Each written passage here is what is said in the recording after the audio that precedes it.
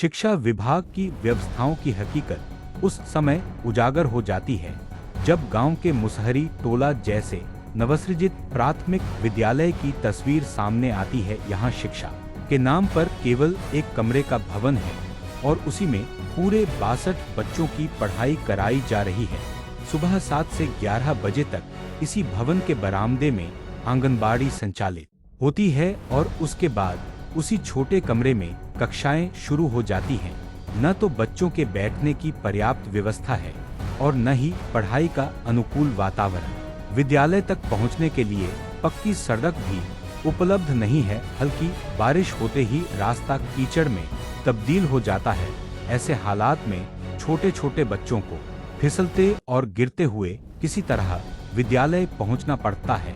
विद्यालय परिसर में चारों ओर जलजमाव की स्थिति बनी रहती है, जिससे वातावरण अस्वच्छ और बच्चों के लिए असुरक्षित हो जाता है।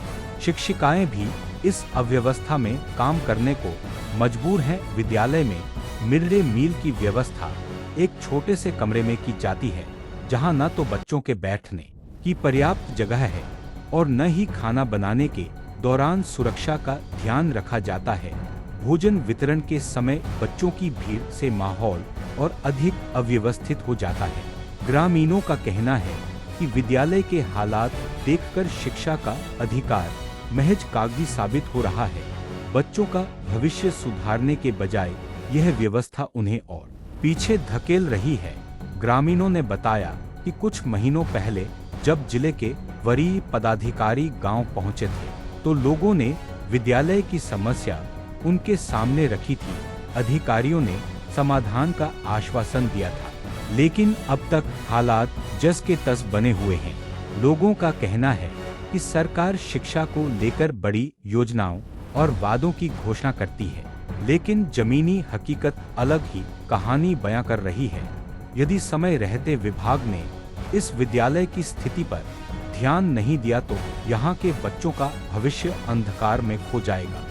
जी हाँ, हमारा विद्यालय एनपीएस मुसहरी है, जिसमें कि 1 से 5 तक की कक्षाएं चल रही है और इस विद्यालय का अपना भवन नहीं है। ये विद्यालय जो एक सामुदायिक भवन में चल रहा है, इसमें एक कमरा है और एक बाहर बरामदा है, जिसमें आंगनबाड़ी भी संचालित हो रही है, जिसकी वजह से एमडीएम भी संचालन करने में परेशानी हो रही है। एमडीएम संचालन हो रहा है लेकिन परेशानी का सामना करना पड़ा और हम लोग यहाँ पे 3 महिला शिक्षक हैं। बिल्डिंग भवन ना होने की वजह से हम लोग को बहुत तरह की परेशानियों का सामना कर रहा है, क्योंकि हम लोग को दिन पूरा 6-7 घंटा स्कूल में बिताना पड़ा और एक शौचालय नहीं है और जिसकी वजह से बहुत परेशानी हो रही। बच्चों को भी हम लोग को पठन पाठन में करा रही हूँ, लेकिन परेशानी का सामना कर रही, क्योंकि एक ही वर्ग कक्ष है और 5-5 वर्ग के बच्चे हैं, तो मुझे वर्गवार पढ़ाने में बहुत ही ज़्यादा कठिनाई का सामना करना पड़ रहा है। विद्यालय आने के रास्ते में हमारा रास्ता नहीं है, सड़क नहीं है, पूरा कीचड़ भरा हुआ है, जिसमें बच्चे रोज आते हैं, गिर जाते हैं रास्ते में।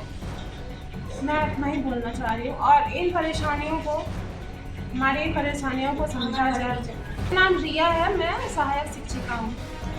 ये विद्यालय में जितने भी बच्चे हैं गरीब तबके के, चूँकि ये महादलित विद्यालय है तो इसमें सारे गरीब परिवार के बच्चे आते हैं और इनको पढ़ने की बहुत ज़्यादा ललक है, लेकिन कुछ सुविधाओं की वजह से बच्चे जो है पढ़ रहे हैं, लेकिन थोड़ा और मैं इनसे और अच्छा कर सकती हूँ अगर मुझे कुछ परेशानियों का सामना थोड़ा कम हो जाए तो। मैंने तो इस शिक्षा कोर्स पर चढ़ा दी हूँ और आवेदन भी सबके पास दिए हैं, लेकिन इस पर अभी तक कोई कार्रवाई नहीं हुआ है। कोई देखने के लिए भी नहीं आए हैं यहाँ पर किस तरह चल रहा है विद्यालय। ज़मीन भी उपलब्ध है, सरकारी ज़मीन उपलब्ध है, मेरे पास तो कोई ज़मीन नहीं है, नहीं तो ग्रामीण के पास ज़मीन है और सरकार अपना वही ज़मीन खोज के निकालेगी और भवन बनाने के लिए प्रयास करेगी।